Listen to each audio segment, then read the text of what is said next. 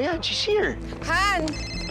Mom, can you please pick me up dito sa QC? Is everything okay? Can you pick up Libby? Kami na bahala dito.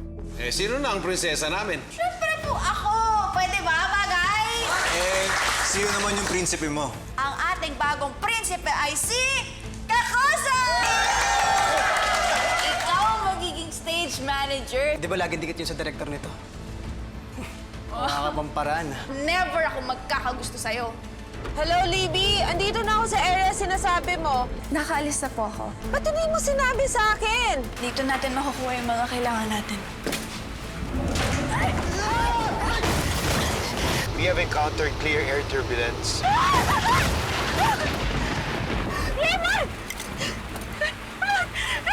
Tumulong ka kaya. Masyadong relax na relax dyan. Alam mo, kahit mapaos ka kakasigaw, hindi ka nalang maririnig sa lakas ng ulan, kilat at kulong. Xavier! Han! Nag-emergency landing daw kayo. Something hit my head. Raymond, bakit bumangon ka? Makasama yan sa'yo. Charlene! Akala namin nasa langit na kami. Buti na lang magaling yung asawa mo.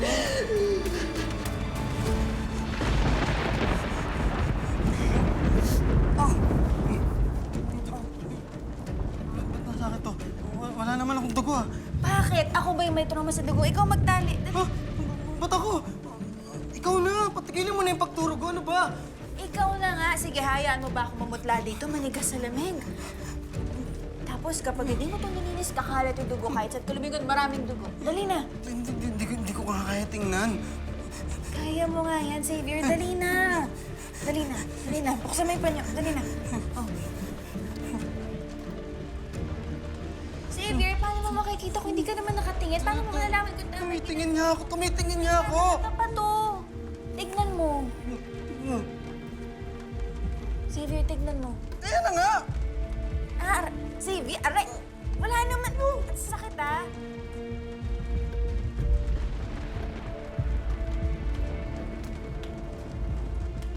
Tama yan, Xavier. Unti na lang.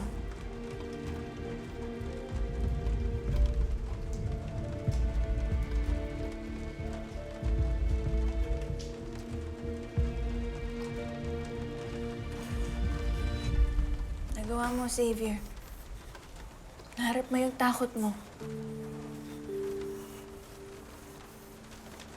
Mahirap ba na hanggang ngayon naaalala mo pa rin? Hindi madali makita na patay yung daddy ko. Lalong hindi madali na dala-dala ko pa rin yun hanggang ngayon.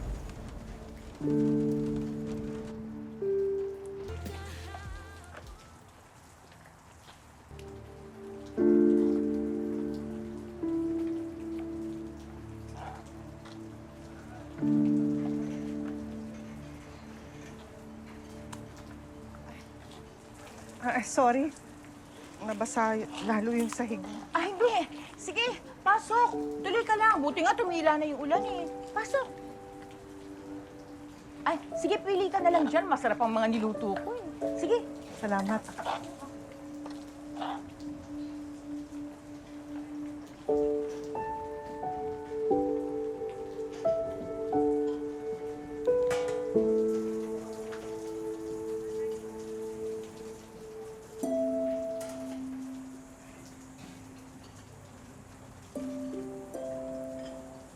Pwede kalahati nitong adobo.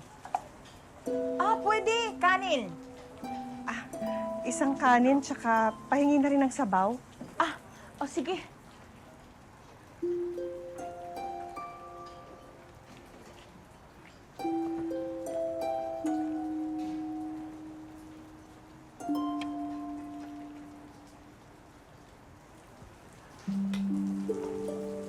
Ito, oh.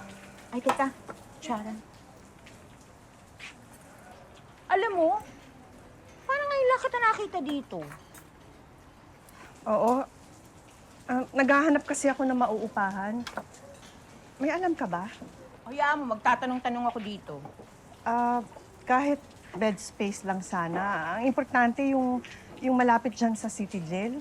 Ay, oo, gaya ng lahat ng nakatira dito sa Bagong Bayan. Alam mo, dati daw, itong lugar na to, puro matataas na damo lang. Pero simula nung tinayo yung City Jail, Ayan, nagsulputan ng mga bahay. Kasi kung ang nakatira doon, kung hindi empleyado, ay pamilya ng mga nasa loob. Alam mo, iba rin naman siyempre yung andyan lang sa malapit yung mahal mo sa buhay, di ba? Oo. Para bang pinapatikim mo sa kanila yung, alam mo na, yung konting kalayaan. Napakalalim mo naman. Maging practical ka, ibig sabihin nun, mas madali kang makakadalaw, di ba? Oo nga. Ako kasi nandun pa ako sa pagkumbinsi sa anak ko na payagan akong dalawin siya. Ay, alam mo, ganyan-ganyan yung tinutulungan ni Princess. Princess Pascual? Malamang ako yun. Ay, naku! Ikaw, sandali, ah.